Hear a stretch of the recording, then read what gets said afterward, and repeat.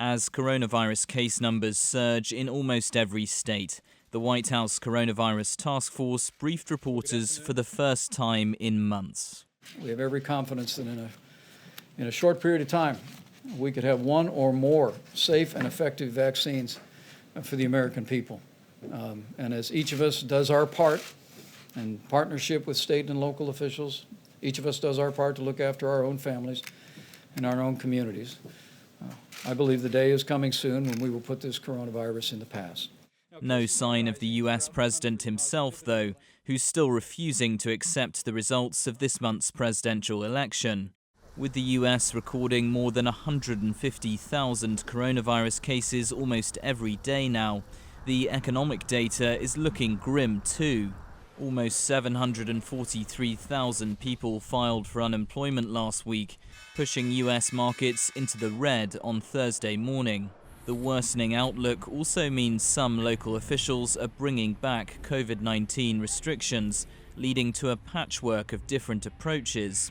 New York's Mayor Bill de Blasio closed public schools this week after the city's test positivity rate hit 3%.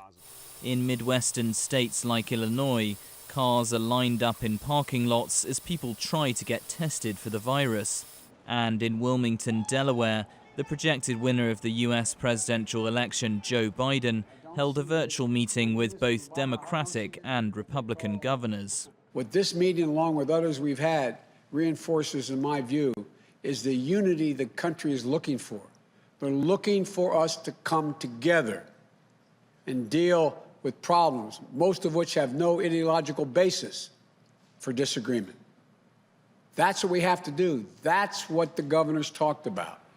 In the meantime, the country's coronavirus death toll has now gone past 250,000, a tragic statistic as the US heads into the festive season and waits for a vaccine.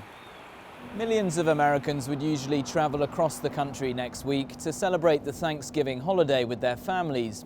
US health officials, though, are recommending people stay home this year to try to slow the spread of the virus.